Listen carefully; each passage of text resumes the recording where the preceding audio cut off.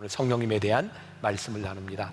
삼위일체 참 쉽지 않습니다. 그러나 우리가 오늘 이 성령님에 대해서 이야기할 때 생각해야 될 것이 있는데, 꼭 생각해야 될 것이 있는데, 우리들이 성령님을 인격적으로 믿느냐 비인격적으로 믿느냐, 오늘 이 부분이 여러분들에게 분명하게 세워졌으면 좋겠습니다. 우리가 성령님을 비인격적으로 믿으면 우리의 신앙은 광신이 됩니다. 성령님을 제대로 믿을 때 우리의 믿음이 세워질 수 있습니다. 아주 오래된 농담, 아마 여러분들 들어보셨음직한 이야기를 제가 하나 들려드리겠습니다. 어떤 신학생이 학교에서 성령론에 대한 시험을 보게 되었다 그러죠. 그 학교에 외국인 교수님이 성령론을 가르치고 있었는데, 기말고사 기간이 되었을 때 한 학생이 성령론에 대해서 이렇게 공부를 하려고 생각하다 보니까 성령님에 대한 것은 공부보다 기도원에 가서 기도하는 것이 낫겠다 하는 생각이 들었답니다. 그래서 시험 전날까지 기도원에 가서 열심히 기도하고 이제 시험 보러 학교에 온 거예요. 문제지를 딱 받았는데 밤새 성령론에 대해서 기도했는데 답을 하나도 쓸 수가 없더랍니다. 그래서 답안지에 이렇게 썼다고 하죠. 성령님은 다 아십니다. 채점을 하던 교수님이 그 답을 보고 고민이 생겼어요. 성령님은 다 아십니다. 한참 고민하던 이 외국인 교수님은 이렇게 채점을 했다고 합니다. 성령님은 100점, 학생은 빵점. 좀 웃으라고 한 이야기인데, 네. 자, 무엇을 이야기하고 싶은가? 우리가 흔히 범하는 오류, 실수, 신앙의 잘못된 부분에 대한 것이죠. 우리가 성령님을 믿는다고 이야기하면서 성령님은 하나님과 동일하신 분, 능력이 있으신 분인데 때로 우리의 의지와 관계없다고 생각하는 거죠. 성령님은 우리와 아주 인격적인 만남을, 인격적인 관계를 맺기를 원하시는 분이십니다. 오늘 우리가 읽었던 본문 말씀 가운데 요한복음 14장 16절의 말씀이 있어요. 내가 아버지께 구하겠으니 그가 또 다른 보혜사를 너희에게 주사 영원토록 너희와 함께 있게 하리니. 우리는 성령에 대해서 많이 들어왔지만 사실은 모르는 부분들이 참 많습니다. 근데 성경은 우리들에게 분명히 약속해 주고 있죠. 예수님께서 승천하신 이후에 우리들에게 성령님을 우리들에게 보내주시겠다. 그 약속이 우리들에게, 우리의 신앙에서 어떤 관계가 있는가? A.W. 토저는 이런 말을 한 적이 있습니다. 들어보세요. 거의 대부분의 기독교 교회에서 성령은 전반적으로 무시되고 있다. 성령의 임재나 부재는 어느 누구에게도 진정한 문제거리가 되지 않고 있다. 성령에 관해 간단히 언급되는 경우란 겨우 송령이나 축도시에 국한된다. 성부, 성자, 성령. 오늘 이 성령님이 우리들에게 어떤 의미가 있는가? 그리고 제 마음속에 바람이 있다면 이번 변화산을 통해서 우리들에게 역사하시는 성령님을 체험할 수 있는 그런 기회가 되었으면 좋겠다 하는 마음의 소원이 있습니다. 여러분들도 상식적으로 알아야 될 것이 있죠. 이번 사도신경을 공부하면서 좀 적을 건 적고 알 것은 알자고 하는 이야기를 했어요.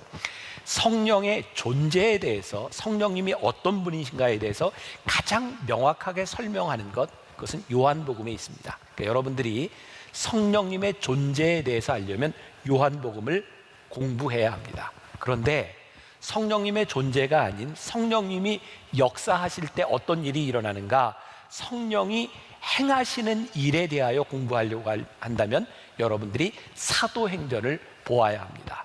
요한복음은 성령의 존재에 대해서, 사도행전은 성령님이 역사하시는 것에 대하여 분명하게 이야기하고 있어요.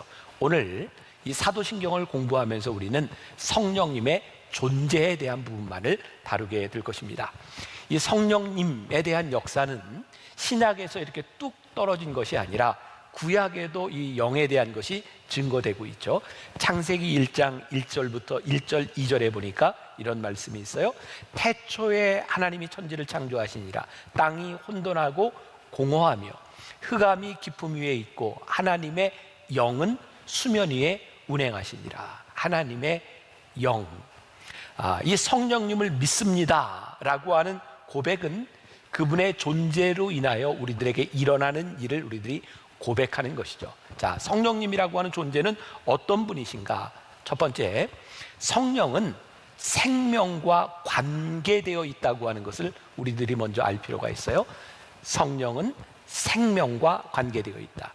성령께서 우리들에게 역사하실 때 우리들에게 생명이 온다. 성경이 그렇게 증거하고 있죠. 또 흥미로운 것은 구약에 나오는 이 성령이라고 하는 단어가 히브리어의 루하라고 되어 있는데, 자, 그냥 한번 듣고 지나가세요.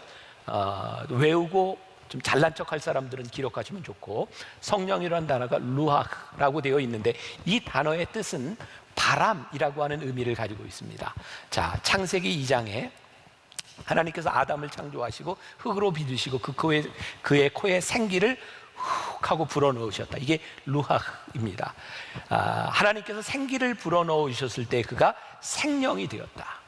자, 성령, 영이 우리들 가운데 들어가게 될 때 우리들이 살아나고 하나님과의 관계 속에 들어가는 것, 이게 성령이 굉장히 중요한 역할이죠. 성령의 가장 큰 역사는 죽은 것을 살리는 생명이 되게 하는 역사가 있다. 생기가 들어갔을 때 그들이 살아 일어나고 그들이 큰 군대가 되었다. 오늘 제가 그런 기도를 하고 여기에 섰습니다. 하나님, 오늘 이 성령님에 대한 말씀이 선포될 때 성령이 다른 누구의 추상적인 것이 아니라 오늘 죽어서 마른 뼈같이 되어 있는 우리 성도들 가운데, 소망을 잃어버린 우리들 가운데 성령이 우리들 가운데 역사하실 때에 마른 뼈들이 살아나서 군대가 되는 역사가 일어나게 하여 주옵소서. 오늘 죽어 있는 영들이 살아나는 역사가 오늘 이 말씀을 통해 일어나게 하여 주옵소서. 이 성령님의 역사는 우리들에게 아주 밀접하게 연관이 되어 있는데, 이 땅의 모든 인간들은 이 생명에 관한 고민을 가지고 살아간다는 거죠. 아니, 영생에 대한 고민을 가지고 살아간다는 거죠. 성경 요한복음 3장에 나오는 유명한 이야기죠. 니고데모라고 하는 종교 지도자가 예수님께 찾아옵니다. 그는 종교 지도자입니다. 모든 것을 다 갖춘 사람입니다. 그런데 그에게 풀리지 않는 문제가 있었죠. 주님, 어떻게 하면 하나님 나라에 들어갈 수 있겠습니까? 그의 고민이었어요. 어쩌면 유한한 인생을 살아가는 우리들에게 동일한 고민이 있을지 몰라요. 그때 예수님께서 이렇게 대답하십니다. 내가 거듭나지 않고는 결단코 하나님 나라에 갈 수 없다. 니고데모는 이 말이 이해가 되지 않았습니다. 그때 예수님께서 말씀하십니다. 우리들 눈에 보이지 않는데 성령님이 우리들 가운데 역사하시고 성령으로 거듭나지 아니하면 하늘나라에 갈 수 없느니라.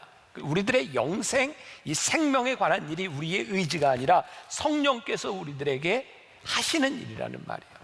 얼마 전에 목사님들하고 이렇게 이야기를 하다가 아마 이 말씀에 좋은 소재가 되도록 준비해 주신 그런 예화라고 생각하는데, 한 목사님이 이런 이야기를 하더라고요. 그분 교회에 진짜 아들을 좋아하는 어머니가 있었대요. 그 아들 안 좋아하는 어머니가 있을까만은 아마 특별히 그 아들을 사랑했던 것 같아요. 근데 그 아들은 신앙생활을 아주 잘하는 아들이었답니다. 어머니는 신앙생활을 하지 않습니다.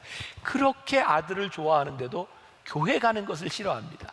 그래서 아들 집에 목회자가 신방을 오면 이 어머니는 방문을 잠그고 갈 때까지 나오지 않던가, 아니면 신방 와 있는 시간에 밖으로 나가서 떠돌다 오든가 어머니가 그랬다는 겁니다. 그런데 어느 날 어머니가 갑자기 아들에게 부탁을 하더라는 거예요.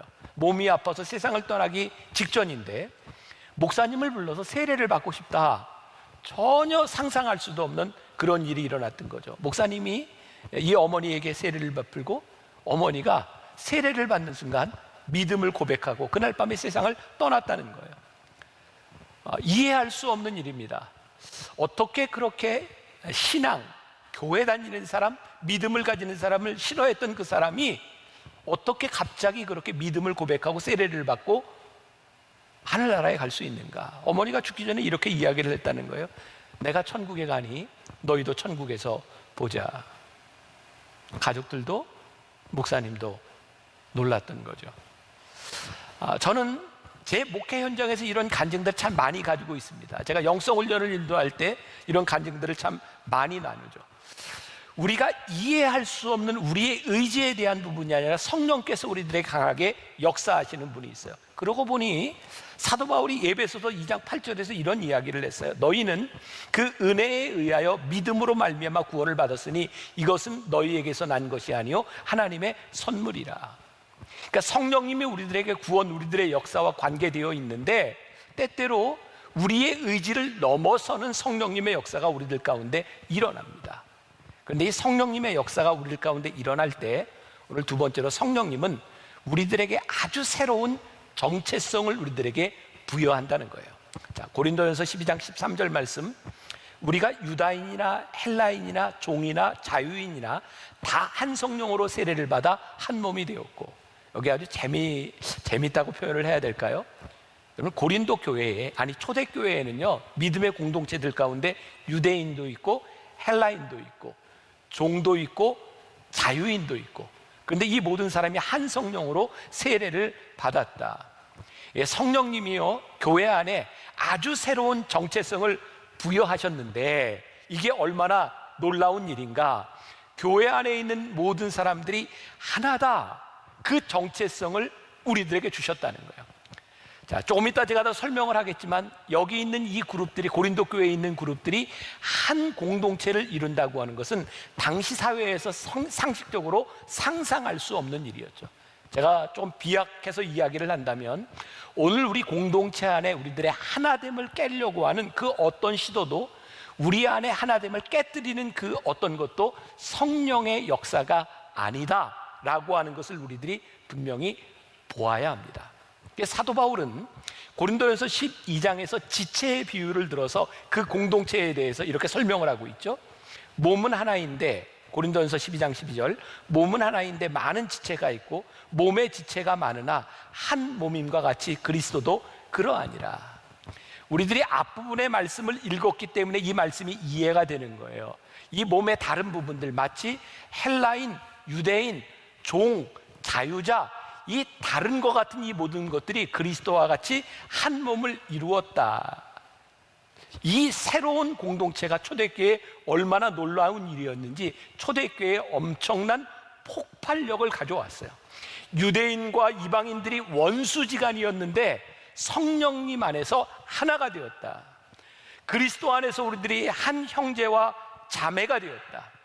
하나님을 이제 더 이상 나의 하나님이 아니라 우리의 하나님으로 고백하게 되었다. 이것이 성령님께서 우리들에게 부여한 아주 새로운 공동체의 모습이에요.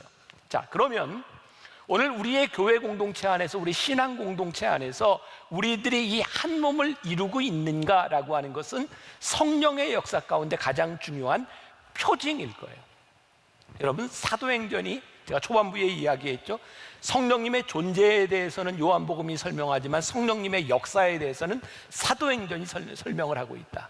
자, 사도행전에서 예수님이 부활 승천하신 후에 제자들에게 성령을 기다리라 라고 했고, 사도행전 2장에 오순절 강림의 역사를 체험하게 됩니다. 여러분, 성령이 오셨을 때 가장 놀랍게 일어났던 일이 무엇인지 아세요? 당시 예루살렘에는 유월절을 맞이해서 수많은 나라에서 디아스포라 유대인들, 이미 그들의 언어를 잃어버렸던 사람들, 수없이 다른 언어를 말하고 있는 사람들이 예루살렘에 모여 있었습니다. 제자들이 성령을 받고 나가서 그들의 말로 그들이 설교하기 시작했을 때 그들이 알아듣기 시작합니다. 가장 강력한 성령의 역사가 일어났던 예루살렘에 어떤 일이 있었는가? 그들이 어떤 말을 하든지 성령 안에서 그들이 하나로 알아듣는 그 역사들이 예루살렘 공동체에서 일어나고 있다. 오늘 우리가 성령님을 믿습니다라고 하는 신앙의 고백은 무엇일까요? 여러분, 우리가 같은 민족, 같은 언어를 사용하고 우리가 같은 형제 자매라고 하는데 우리들이 성령님을 믿습니다라고 이야기를 할 때 우리들 안에 이 유니티, 새로운 공동체가 있는가? 우리와 생각이 다르다는 이유로, 우리와 생활 방식이 다르다는 이유로, 삶의 규모가 다르다는 이유로 이 교회 안의 공동체가 하나 되고 있지 못하다면 우리는 성령님을 믿습니다라고 고백할 자격이 없다는 거예요. 이번 코로나19를 지나면서 하나님께서 저에게 주셨던 강력한 마음이 있습니다. 우리들 많이 힘들게 하는 거, 세상의 교회를 향해 욕하는 거죠. 교회 안에 욕을 얻어먹을 만한 수없이 많은 일들이 일어나고 있습니다. 하나님이 저에게 주신 도전에 이거 회복해야 된다. 초대교회에 그렇게 다른 사람들, 전혀 어울릴 수 없는 사람들, 그들이 교회로 올 수 있었던 것은 성령님께서 새로운 공동체를 그들에게 만들어 주셨기 때문이죠. 오늘 이 사회에 분열되고 시기와 질투와 서로 다른 생각들을 가지고 있는 이 사람들이 교회 안에서 성령의 역사 가운데 하나 되는 역사를 만들어내는 것, 오늘 하나님께서 우리들에게 주신 강력한 도전이라는 생각이 들어요. 아주 오래된 예화를 하나 더 말씀드리겠습니다. 아마 신앙생활을 오래 한 분들 많이 들어보셨을 거예요. 어떤 흑인이 교회 층계 앞에서 하염없이 눈물을 흘리고 있습니다. 교회 층계 밑에서 주일날. 그때 그 앞을 지나가던 한 사람이 묻습니다. 왜 울고 있니? 이 흑인이 이렇게 대답하죠. 이 교회는 백인들이 드리는 예배, 백인들이 예배 드리는 교회이기 때문에 저 같은 사람은 들어오지 못하게 합니다. 그러자 그 사람이 청년에게 이야기합니다. 나를 봐라.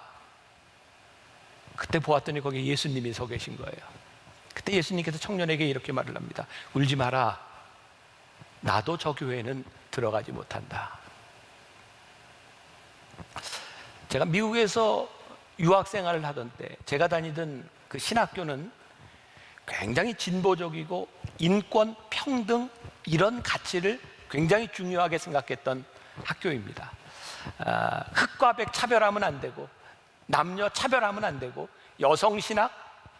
그런데요, 이 학교가 그렇게 평등을 이야기하는데, 하나됨을 이야기하는데 점심시간이 되면 확실하게 갈라지는데 백인은 백인들끼리, 흑인은 흑인들끼리, 한국인은 한국 사람들끼리 밥을 먹습니다. 밥을 먹는 공동체의 실제 친교 공동체에 그들은 전혀 하나가 되지 못합니다. 참 놀랍죠? 평등을 이야기하는데 결코 평등이 되지 못하고 하나됨을 이야기하는데 하나 되지 못합니다. 오늘 우리 공동체 안에, 우리 교회 안에 우리들의 성령님을 이야기하면서 우리들이 하나됨을 상실했다면 성령님의 역사가 사라져버리고, 저는 교회가 능력을 잃어버리는 가장 큰 이유 가운데 하나는 성령님의 역사가 더 이상 교회에서 일어나지 않기 때문이라는 생각을 많이 해요. 지난주에도 제가 언급을 했는데 할렐루야 교회 김승옥 목사님이 쓴 책 나는 믿습니다에 보면 그 목사님의 경험담이 나옵니다. 1992년, 벌써 30년 가까이 지났네요. LA에서 한인과 흑인들의 갈등, 그 폭동이 일어났던 것을 기억할 것입니다. 많은 분들이 정말 그때 한국 사람들 큰일 났다고 이야기를 했고, 한인들 가게들이 많이 불타고 굉장히 위험했던 순간이죠. 그때 한 거리를 지나는데, 이 목사님이 거리를 지나가고 있는데 한 흑인 형제가 복음을 전하고 있더래요. 이렇게 써 있습니다. 여러분, 지금 이곳에서 일어나고 있는 갈등과 폭동은 사탄이 주는 것입니다. 속지 마세요. 주님은 우리를 하나로 만드십니다. 우리는 주 안에서 하나가 되었습니다. 한 형제가 되었습니다. 이 말을 듣고 있던 김승욱 목사님이 자석에 끌리듯이 그 청년에게 가서 이렇게 말을 했답니다. 나의 형제여, 당신이 하는 말에 절대적으로 동의합니다. 그리고 들이 포옹을 했답니다. 그리고 이렇게 고백합니다. 주 안에서 우리는 하나입니다. 그리스도 안에서 정체성 하나 되는 이 부분을 잃어버리고 있다면 성령의 역사가 사라져버린 교회인 거죠. 우리가 성령을 믿습니다라고 고백한다고 하면 하나님을 믿는 우리 신앙 공동체에 분열이 일어나는 것이 아니라 하나됨을 경험해야 합니다. 그런데요, 교회 역사는 그동안 끊임없이 분열을 경험했습니다. 나누어짐을 경험했습니다. 그리고 이 분열 가운데서 아픔으로 끝나는 결과들을, 우리들은 아픔으로 끝나는 일들을 참 많이 보아왔죠. 근데 참 신기하더라고요. 아프게 분열되고 아픈 결과들이 있었음에도 불구하고 하나님의 역사는 계속됩니다. 그래서 유명한 어거스틴이 이런 말을 하죠. 하나님은 악도 선용하신다. 여러분 기억하십시오. 분열은 성령의 역사가 아닙니다. 그러나 분열되었다고 하나님의 역사가 끝나는 것은 아닙니다. 하나님은 악도 선용하시는 분이기 때문에 우리의 분열 가운데서도 여전히 하나님은 역사하시고 우리는 의의 최후 승리를 믿는 사람들입니다.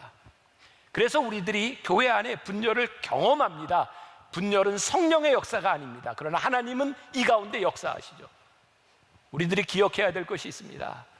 분열되고 아프고 힘든 역사 가운데도 하나님은 역사하시지만 우리들이 악의 도구가 되어서는 안 된다는 사실입니다. 성령을 거스리는 자가 되어서는 안 된다는 사실입니다. 누군가는 악한 일을 할 것입니다. 그 악함 가운데서도 하나님은 일하실 것입니다. 그러나 우리가 악한 자가 되어서는 안 된다고 하는 것, 성령님을 믿는다고 하는 믿음의 고백이 무엇인지를 분명히 알아야 되는 거죠. 성령님을 믿는다고 하는 그 고백은 어떤 것일까요? 성령을 믿는다고 하는 고백, 우리들이 그 고백을 한다면 어떻게 살아가야 될까요? 요한복음 21장에 우리가 잘 아는 사건이 있죠. 예수님께서 부활하신 후에 옛생활로 돌아가 있던 베드로에게 찾아오셔서 내가 나를 사랑하느냐 3번을 물으셨던 일입니다. 그리고 베드로가 다시 주님께 사명자로 불리움을 받는 장면이 나오죠.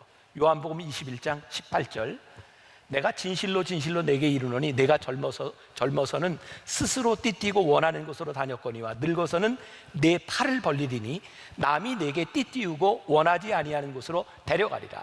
하나님께서 베드로가 어떻게 하나님 앞에 쓰임받고 그가 어떻게 죽을 것까지 우리 예수님께서 말씀하셨어요. 그런데요, 여기서 아주 흥미로운 일이 있습니다. 베드로가 나를 따르라고 하는 주님의 음성을 듣고 그가 사명자로 불리움을 받았는데 그 순간 베드로의 관심이 그 옆에 있던 요한복음에 보면 예수님이 사랑하는 제자라고 되어 있는데 그 요한에 대한 관심을 가지고 이렇게 묻습니다.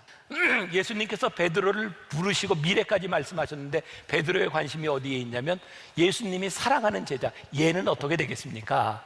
예수님께서 뭐라고 말씀하세요? 얘가 어떻게 되든 신경 쓰지 말고 너는 나를 따르라. 제가 이런 문장을 썼습니다. 한번 생각하며 들어보세요. 내가 믿는 것은 내가 믿는 것이다. 내가 믿는 것은요, 내가 믿는 거예요. 우리가 성령님의 역사로 우리들의 불림을 받고 내가 믿는 이 믿음의 고백은 나의 고백입니다. 성령님께서 우리들에게 역사하실 때 우리들이 오류에 빠지는 건 성령님이 나에게 역사하시는데 자꾸 다른 사람들에게 관심을 가지고 이 사람은 어떻게 되겠습니까? 성령님의 역사는요, 성령님이 우리를 부르시는 성령님의 역사는 내가 성령님의 역사를 따라 살라. 오늘 나에게 내가 믿는 믿음은 내가 믿는 것이다. 오늘 그것을 우리들에게 말씀하고 있는 거예요. 성령님은 우리들에게 말씀하시고 우리를 인도하시고 나를 가르치시는 분이에요. 자, 오늘 본문으로 돌아가 봅니다. 요한복음 14장 17절 18절, 그는 진리의 영이라 세상은 능히 그를 받지 못하나니 이는 그를 보지도 못하고 알지도 못함이라. 그러나 너희는 그를 아나니 그는 너희와 함께 거하시며 또 너희 속에 계시겠습니다. 내가 너희를 고아와 같이 버려두지 아니하고 너희에게 오리라. 26절, 보혜사 곧 아버지께서 내 이름으로 보내실 성령, 그가 너희에게 모든 것을 가르치고 내가 너희에게 말한 모든 것을 생각나게 하시리라. 성령님께서 우리를 고아같이 내버려 두지 않으시고 우리에게서 역사하시고 우리들에게 말씀하시고 우리들에게 가르치시겠다는 거예요. 성령님께서 우리들에게 오실 때 성령님을 믿는다는 고백은 뭐예요? 이제는 우리의 생각대로 살지 아니하고 내 속에 오셔서 나에게 역사하시는 하나님의 법대로 우리들이 살아가겠습니다. 우리들이 그동안 많이 배웠던 성경적인 용어로 이야기한다면 내가 더 이상 율법에 매여 살지 아니하고 하나님의 은혜 가운데 살아가겠습니다. 우리가 익히 많이 들었던 보혜사 성령, 우리를 도우시는 성령, 그분이 우리들에게 오셔서 우리를 인도하실 때 그분의 인도함을 따라 살아가겠습니다. 그러면 성령님의 인도를 따라 사는 것과 율법을 따라 사는 것에 대한 차이는 무엇일까요? 여러분, 철로 역정 아시죠? 존 버년이 쓴 철로 역정에 보면 이런 이야기가 나옵니다. 이 기독교 크리스찬이 천국을 향해 순례를 가고 있는데 어느 곳에 도착을 합니다. 그리고 인도자를 통해서 어떤 방에 인도함을 받습니다. 어느 방에 들어가 보니 한 사람이 이렇게 청소를 하고 있는데 빗자루질을 열심히 하고 있는데 앞이 보이지 않도록 먼지가 날리는 거예요. 그래서 더 열심히 씁니다. 그런데 먼지가 더 많아집니다. 크리스찬 기독교가 묻습니다. 이게 무슨 의미입니까? 그러자 인도자가 이렇게 말합니다. 이것이 율법이니라. 바르게 해보려고 아무리 애쓰고 깨끗이 해보려고 아무리 노력해도 그 죄가 더욱더 커져서 점점 더 어지러워지느니라. 그리고 다른 방으로 인도합니다. 바로 옆방에 가보니까 똑같이 청소를 하고 있는데 이번에는 물을 방에 쫙 뿌리고 청소를 합니다. 그러자 방이 깨끗해집니다. 인도자에게 묻습니다. 이게 무슨 뜻입니까? 이때 인도자가 이렇게 얘기합니다. 이것이 성령이니라. 이건 은혜의 역사니라. 인도자가 이렇게 이야기를 합니다. 성령님은, 우리가 성령님을 믿습니다라고 하는 것은 더 이상 우리의 의지와 율법으로 살겠다고 하는 것이 아니라 우리들 속에 역사하시는 성령님으로 인해 내가 살아가겠습니다. 은혜의 삶을 살아가겠습니다. 여러분들에게 도전합니다. 우리가 지금까지 하나님을 믿으며 우리들이 신앙생활을 하며 우리는 우리의 생각과 우리의 의지대로 신앙생활을 잘 하려고 노력했습니까? 아니면 오늘 우리의 상황 가운데 성령님 나를 도와주세요, 보혜사 성령님 나를 인도해 주세요, 성령님의 역사를 구하며 신앙생활을 했습니까? 오늘 여러분들에게 강력하게 도전합니다. 이제 우리들이 변화산을 앞두고 우리의 인생의 모든 문제와 우리들의 삶의 문제를 가지고 하나님 앞에 이렇게 나왔으면 좋겠습니다. 보혜사 성령님 나를 인도해 주십시오. 이제 이런 문제가 생기죠. 저에게 그런 소원이 있는데 우리들이 어떻게 하면 성령님의 인도를 받을 수 있겠습니까? 성령님이 어떤 분이신지 우리들이 어떻게 할 수 있겠습니까? 제가 이 성령님에 대한 설교 준비를 하면서 보았던 한 글입니다. 참 좋은 글입니다. 읽어드릴게요. 우리가 가던 길을 잠시 멈추고 무릎을 꿇으면 보이지 않는 손을 만날 수 있다는 것입니다. 그냥 지나칠 수 있는 풀잎에 맺힌 이슬에서 작은 꽃 한 송이에서 이전에 볼 수 없었던 자연의 신비를 경험할 수 있다는 것입니다. 인생의 속도보다 중요한 것은 방향인 것을, 인생의 길이보다 더 중요한 것은 내용인 것을 배워 알면서도 우리는 속도를 늦추지 못할 때가 많습니다. 저는 새벽마다 무릎을 꿇으면서 속도를 조절합니다. 방향을 점검하고 삶의 우선순위를 점검합니다. 무릎을 꿇으면서 제가 얼마나 비천한 존재임을 깨닫습니다. 그리고 그 비천한 존재를 사랑하시는 하나님의 사랑 앞에 감격하곤 합니다. 예수님은 무릎을 꿇고 사셨습니다. 무릎을 꿇고 기도하셨습니다. 대하에 물을 담아 무릎을 꿇고 제자들의 발을 씻기셨습니다. 가장 아름다운 모습이었습니다. 무릎을 꿇는 것은 결코 비굴한 것이 아닙니다. 하나님께 기도하기 위해 꿇는 무릎, 이웃을 섬기기 위해 꿇는 무릎은 아름답습니다. 우리가 성령님의 인도하심을 받지 못하는 가장 큰 이유 중에 하나는 우리의 속도를 줄이지 않는 것입니다. 오늘 우리의 인생에 문제가 생기고 우리의 인생에 답을 잃고 방향을 잃었다면 우리의 속도를 줄여야 할 때입니다. 바쁘게 내 계획대로 살아가는 것이 아니라 새벽에 하나님 앞에 무릎을 꿇고 하나님 앞에 우리들의 방향을 물어야 할 때입니다. 성령님의 역사를 경험하지 못하는 가장 큰 이유 가운데 하나는 이 세상이 너무 혼잡하다는 겁니다. 그래서 성령님의 역사가 보이지 않는다는 겁니다. 너무 분주하게 살아가면서 아름답게 피어있는 꽃송이가 우리들 눈에 보이지 않는다는 겁니다. 성령님께서 우리들에게 말씀하시는 방향이 우리들 눈에 들어오지 않으니 우리가 어떻게 성령님의 인도하심을 받으며 살아갈 수 있겠습니까? 성령님의 인도하심, 보혜사 성령님이 우리 가운데 역사하심을 우리들이 경험하기 위해서 지금 이 순간 우리들의 삶을 멈추는 것은 믿음입니다. 우리의 믿음이 없으면 우리들의 삶을 멈추지 못합니다. 우리의 삶을 멈추고 보혜사 성령님이 우리들에게 말씀하시는 음성을 듣고 인도하심을 받기 시작할 때 성령님의 역사를 우리들이 체험하기 시작해요. 저는 우리 BTD 영성훈련을 인도하면서 그런 성령님의 역사를 참 많이 경험합니다. 때때로 강력하게 역사하시는 성령님을 경험합니다. 언젠가 우리 BTD 영성훈련팀이 해외로 단기 선교 여행을 떠날 때였어요. 같이 동행하기로 했던 중요한 직책을 맡았던 한 권사님이 갑자기 허리가 아파서 갈 수 없게 된 그런 상황에 처한 거예요.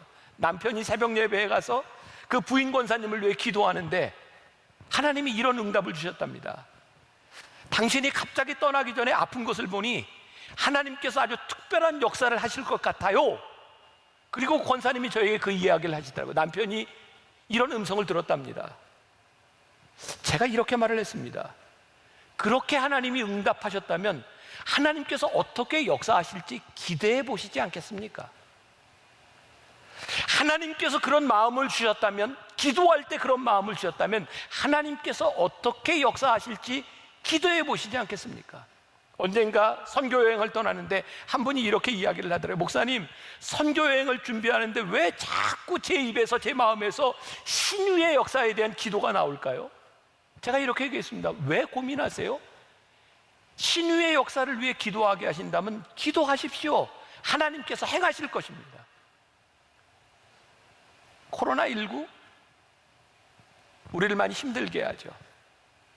이번 추석을 지나면서 저는 참 많은 교인들의 위로를 받았습니다. 편지로, 선물로. 어떤 분은 저에게 목사님, 너무너무 힘들고 너무너무 어려운 때를 지나가고 계시는데 제가 목사님 위로의 말을 좀 전하고 싶습니다. 저에게 참 많은 위로가 되었거든요. 저만 그런 거예요. 여러분들 다 힘들죠. 그런데 이렇게 아무도 없는 곳에서 텅텅 빈 성전에서 설교를 하고 이 시간들이 몇 달이 다 돼가는데 참 신기하게도 하나님께서 저에게 계속 선포하게 하시고 주신 음성이 있는 거예요. 교회의 부흥을 위해서 선포하게 하고 교회의 부흥을 위해서 기도하게 하시는 거예요. 요즘 제가 순종해야 되겠다는 생각을 합니다. 하나님, 이렇게 교회가 힘든 때에 교회의 부흥을 위하여 기도하게 하셨다면 하나님, 새롭게 시작되는 교회의 부흥을 하나님께서 일으키시겠다고 하는 성령님의 역사가 아니겠습니까? 오늘 여러분들에게 도전합니다. 오늘 여러분들의 마음 가운데 성령님께서 무엇을 깨닫게 하시고 기도하게 하셨다면 순종하라는 겁니다. 자, 여기서 우리들에게 또 하나 의문이 생깁니다.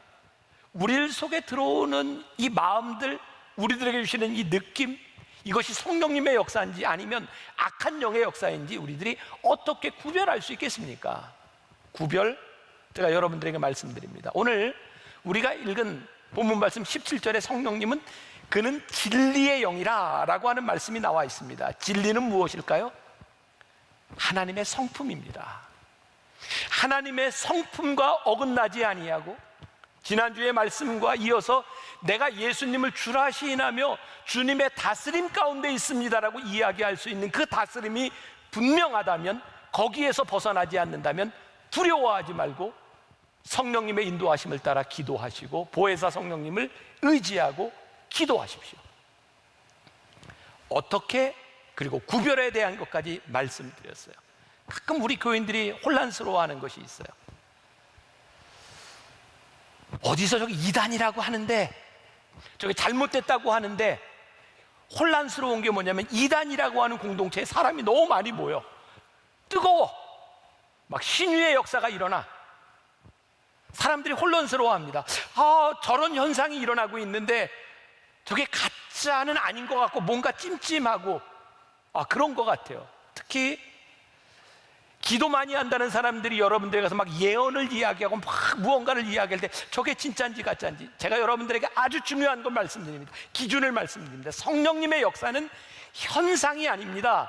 성령님의 역사의 분명한 표징은 성령의 열매를 통해 나타나는 것입니다. 그 단체를 이끌고 있는 누군가가 아주 카리스마틱하고 놀라운 기적을 일으키는 것 같지만 그가 하는 일들이 성령의 열매로 하나님의 성품이 나타나지 않는다면 그것은 성령의 역사가 아닌 것입니다. 교회 안에 일어나고 있는 참 많은 일들, 제가 이런 이야기를 이렇게 해야 되는 것 자체가 마음이 아프지만 교회 안에서 목회자들에게서 일어나는 성추행, 금전적인 일탈, 말씀의 오류, 성품의 천박함, 이런 것들이 드러나고 있다면 이것은 성령의 역사가 아니기 때문에 두려워하지 말라는 거예요.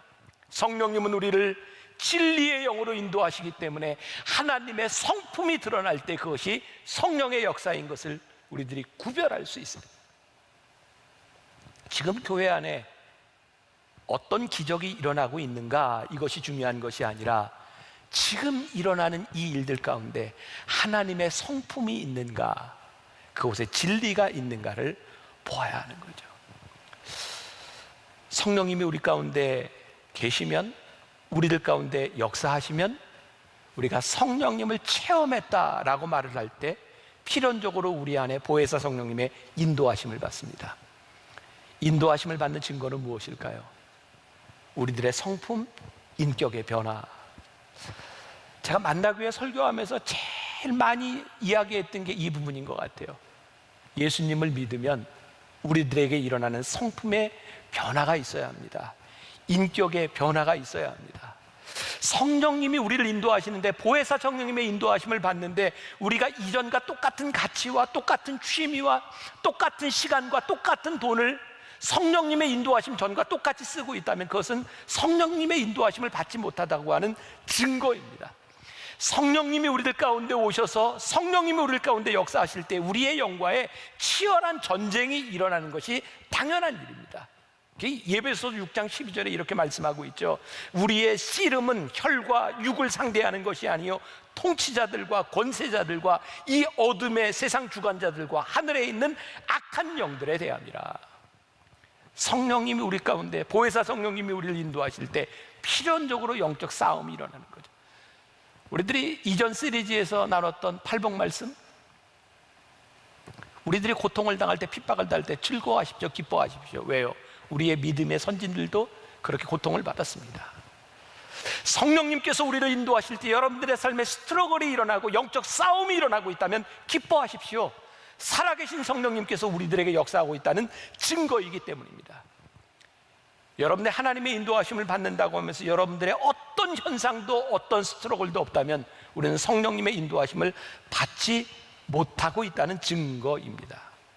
요한복음 16장 7절과 8절, 그러나 내가 너희에게 실상을 말하노니 내가 떠나가는 것이 너희에게 유익하리라. 내가 떠나가지 아니하면 보혜사가 너희에게로 오시지 아니할 것이요 가면 내가 그를 너희에게로 보내리니 그가 와서 죄에 대하여 의에 대하여 심판에 대하여 세상을 책망하시리라.